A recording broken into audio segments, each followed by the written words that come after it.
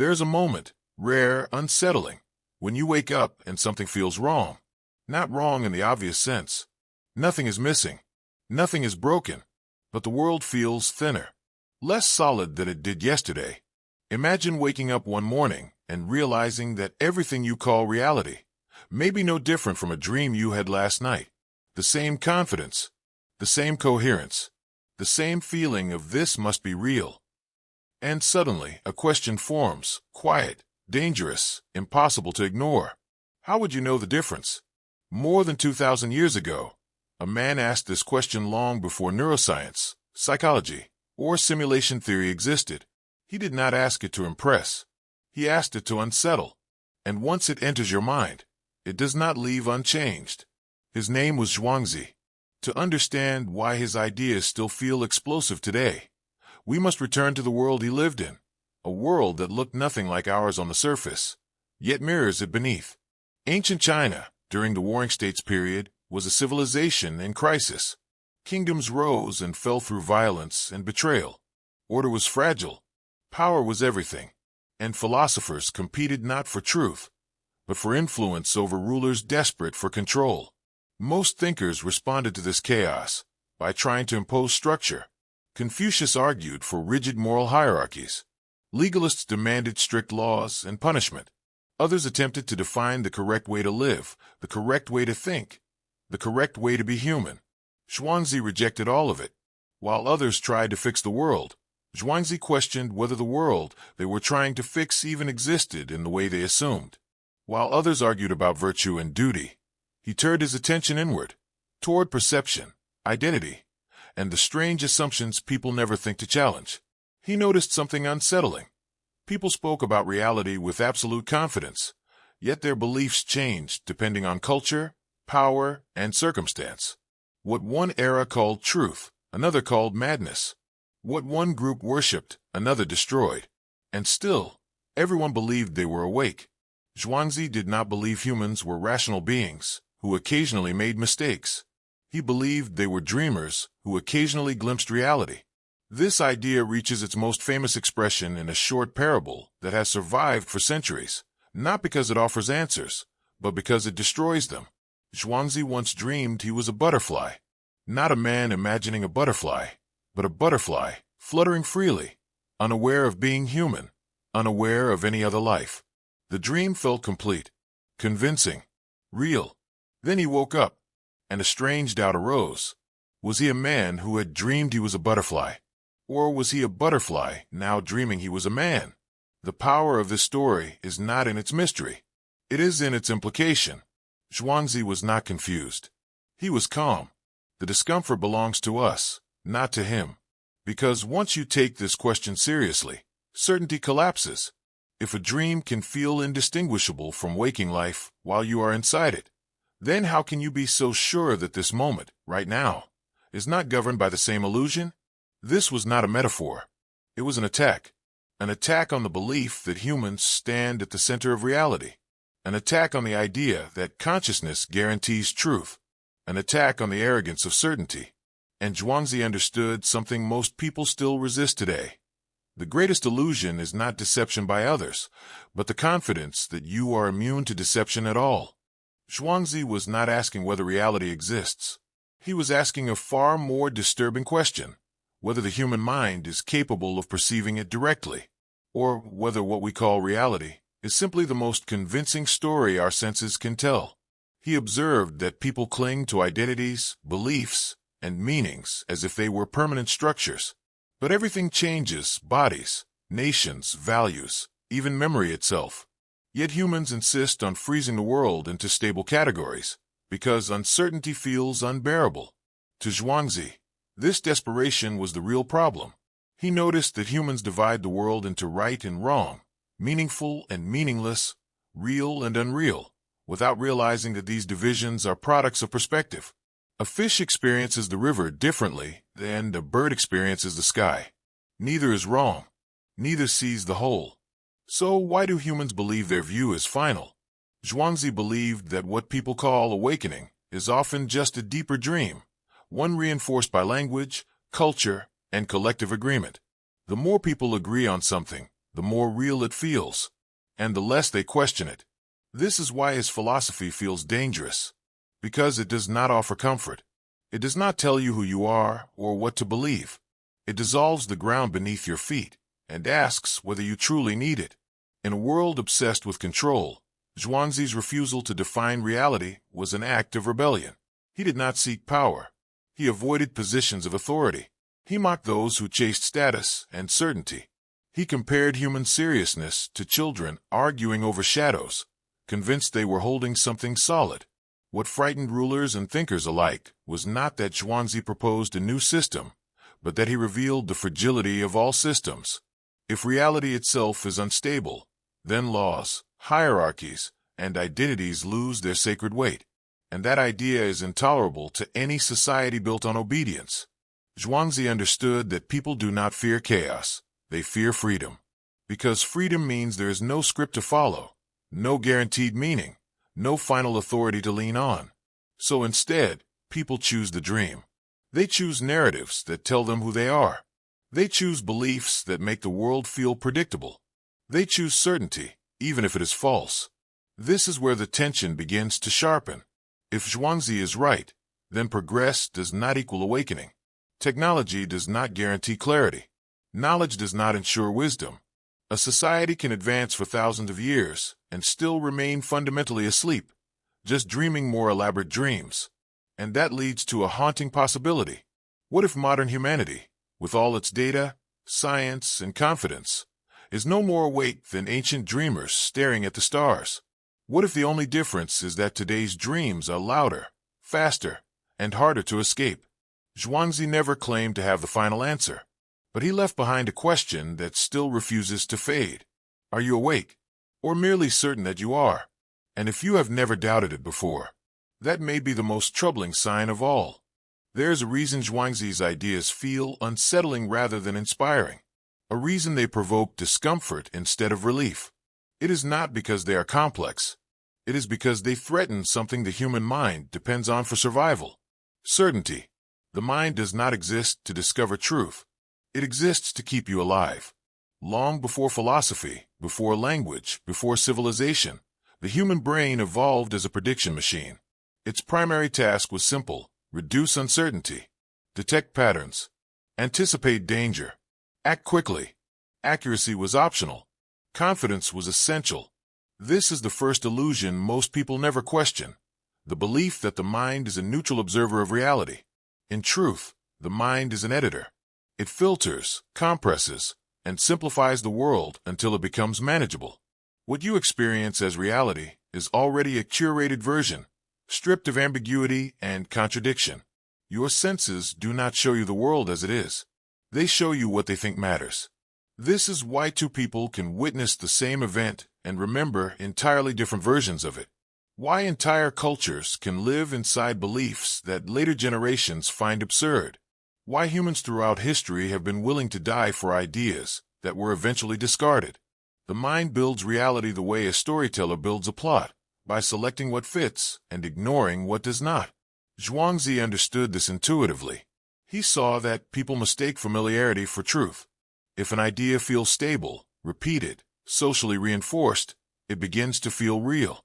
The longer it survives, the more sacred it becomes. But longevity is not evidence of accuracy. The brain is deeply uncomfortable with uncertainty. When it encounters ambiguity, it rushes to close the gap. It fills missing information with assumptions. It explains randomness as intention. It prefers a false answer to no answer at all. This is why myths emerge so naturally. Why conspiracy and religion share psychological roots. Why humans create meaning even where none is visible. Meaning feels like safety. Zhuangzi's philosophy attacks this safety at its core. He suggests that the self, the you defend, describe, and protect, is not a fixed entity at all, but a temporary pattern formed by memory, habit, and expectation. A story the brain tells itself to maintain continuity. You feel like the same person you were 10 years ago, not because you are unchanged, but because the mind stitches together fragments of memory into a narrative that feels coherent. Without that story, identity dissolves. And without identity, fear emerges. This is why people react so violently when their worldview is challenged. When beliefs collapse, it feels like a threat to existence itself. The brain does not distinguish between psychological danger and physical danger. It responds with the same defenses: denial, anger, ridicule, withdrawal. To question reality is to threaten the architecture that holds the self together. Zhuangzi did not try to protect that architecture. He laughed at it. His laughter was not cruelty. It was recognition. He saw humans clinging to conceptual structures the way drowning people cling to debris, desperate, exhausted, terrified of letting go. And he knew something most people refuse to accept. Awakening does not feel like enlightenment. It feels like loss. Modern psychology has confirmed what Zhuangzi observed without instruments or experiments. The self is not a thing. It is a process, a continuous reconstruction driven by memory, emotion, and social feedback. Change the inputs, and the self changes with them. Yet humans resist this idea with remarkable intensity. Why? Because if the self is fluid, then certainty dissolves. Responsibility becomes complicated. Meaning becomes negotiable.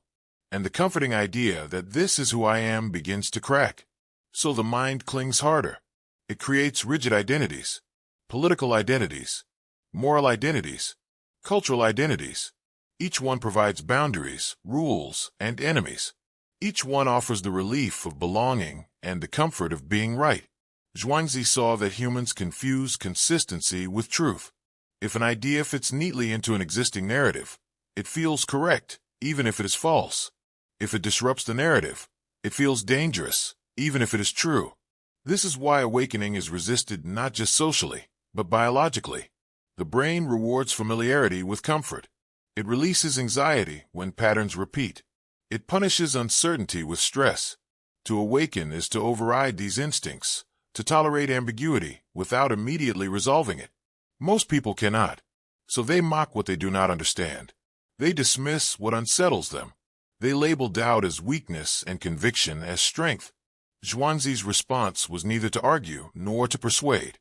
He told stories, parables, absurd tales where logic collapses and certainty dissolves. He used humor because laughter bypasses defenses.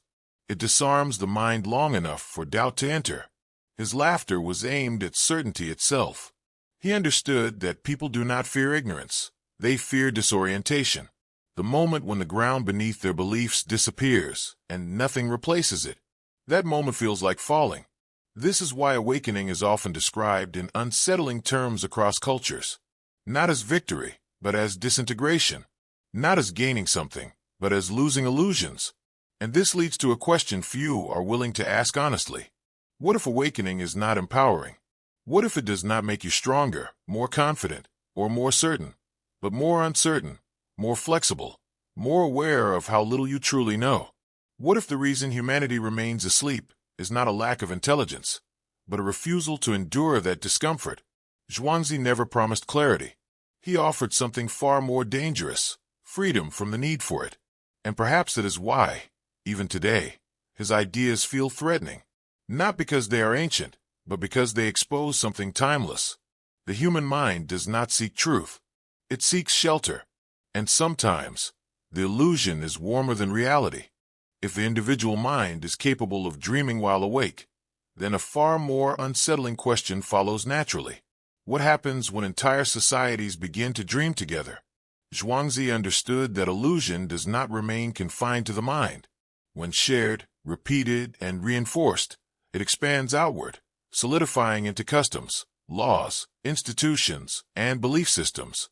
What begins as perception becomes tradition. What begins as habit becomes truth. Civilizations are not built only on stone and labor. They are built on stories. Every society tells itself a narrative about who it is, where it came from, and why it exists. These narratives give meaning to suffering, justify authority, and define what is considered normal. Over time, they become invisible. People no longer experience them as stories, but as reality itself. This is how collective dreams are formed. Religion, for much of human history, was not merely spiritual belief. It was an organizing framework. It explained hierarchy, obedience, morality, and destiny. To question it was not intellectual disagreement, it was social betrayal. National myths later replaced religious ones, redefining identity through borders, flags, and imagined histories. The pattern remained the same. Belief systems do not need to be true to be powerful. They only need to be shared. Zhuangzi saw that power rarely operates through constant violence. Force is inefficient. It breeds resistance. The most stable form of control is psychological, when people willingly uphold the structures that dominate them because those structures feel natural, inevitable, even sacred. A ruler who controls belief does not need chains. Throughout history, myths have served this function. Kings ruled by divine mandate. Empires justified conquest as destiny. Moral codes were framed as universal, even when they shifted with convenience. Each system produced loyal participants who believed they were acting freely. But they were dreaming. Zhuangzi's refusal to participate in these narratives was deeply subversive. He rejected titles, honors, and rigid moral frameworks. He understood that once you accept a fixed identity within a system, you become predictable. And predictability is the foundation of control. To be unclassifiable is to be ungovernable. This is why societies instinctively distrust those who cannot be easily defined. They disrupt the dream. They expose its edges. They make others uncomfortable simply by existing outside the script. Zhuangzi did not argue against systems directly. He stepped outside them and revealed how arbitrary they were. By doing so, he showed that what people obey is not truth, but agreement. And agreement, once withdrawn, collapses. This insight becomes even more disturbing when applied to the modern world. Because today, the dream has not disappeared. It has become more sophisticated. Modern societies rarely rely on ancient myths, but the mechanism remains unchanged. Stories still define reality. Only now, they are delivered through screens, headlines, metrics, and algorithms. Mass media does not merely report reality. It filters it, selects it, frames it. By deciding what is repeated and what is ignored, it determines what feels important, urgent, or real.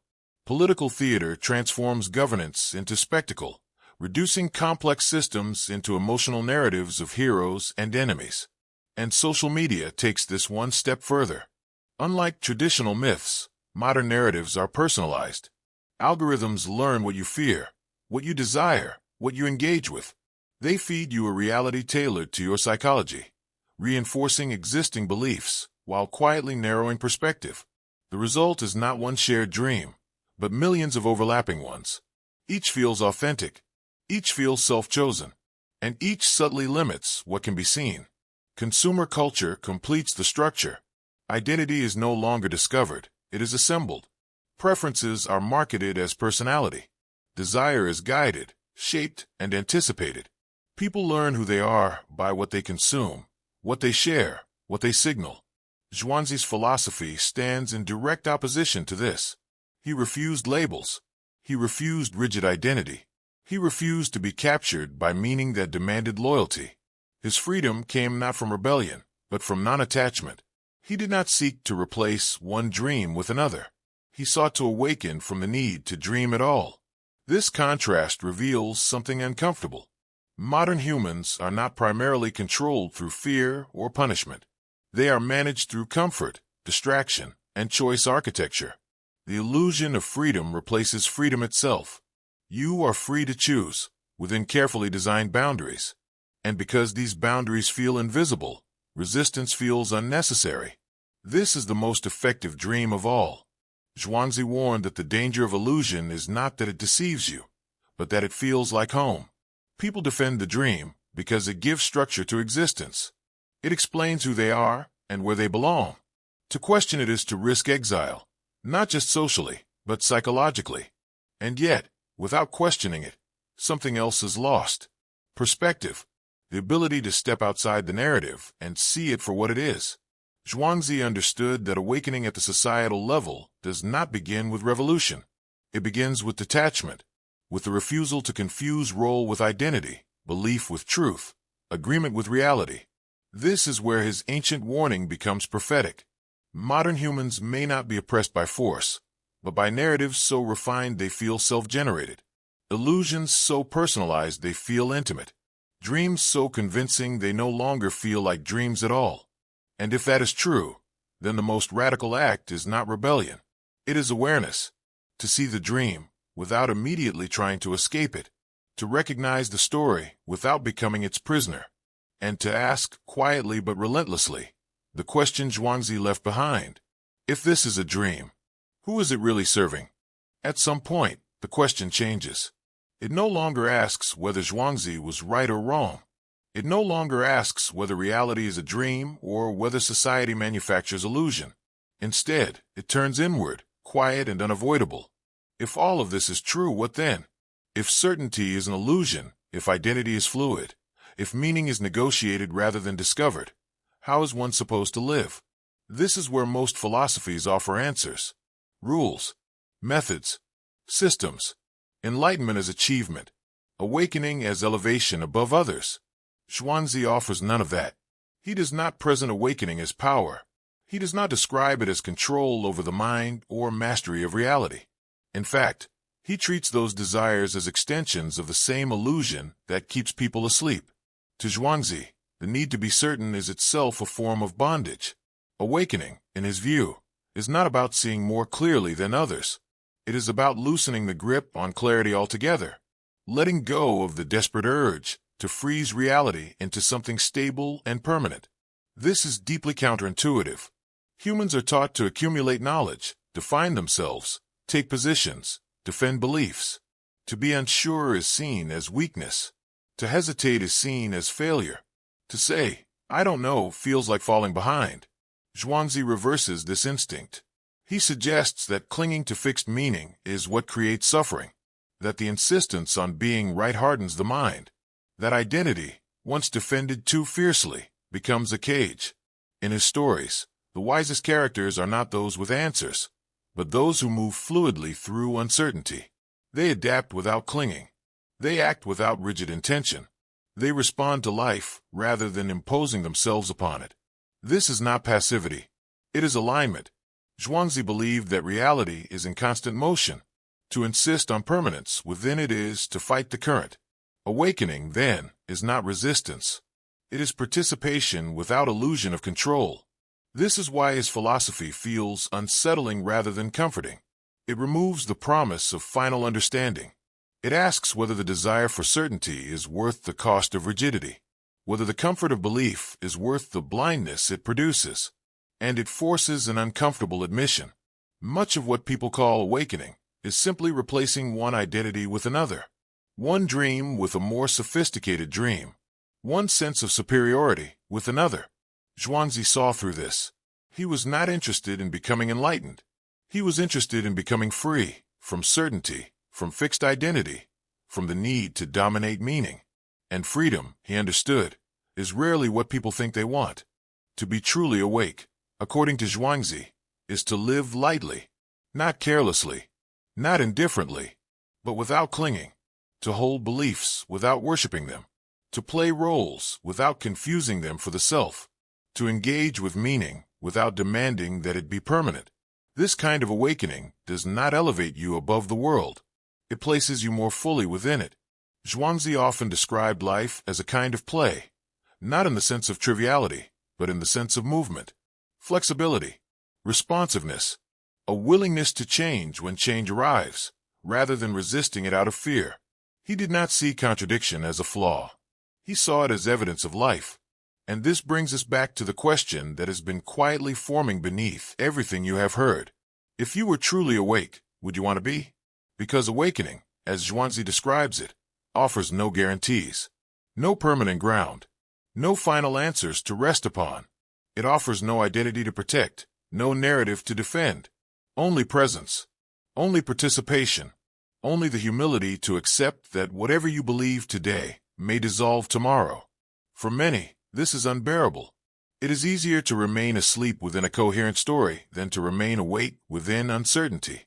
Easier to accept a shared illusion than to stand alone in doubt. Easier to believe than to observe. Zhuangzi never tried to force awakening upon anyone. He understood that most people do not want it. They want reassurance. They want meaning that feels solid. They want certainty they can lean on. So he told a story. A man dreams he is a butterfly, drifting effortlessly, unaware of the world beyond its wings. Then he wakes and finds himself human again, bound by memory, identity, and thought.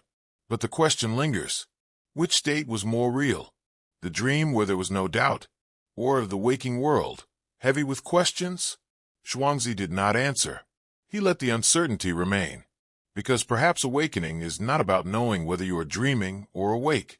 Perhaps it is about no longer needing to know, to move through life without clinging to the label of reality, to allow experience to be what it is, without demanding that it justify itself. And so the question returns, not as a challenge, but as an invitation. Are you awake? Or is that just another story you tell yourself to feel at ease inside the dream? The answer, if there is one, may not be something you discover. It may be something you stop insisting upon.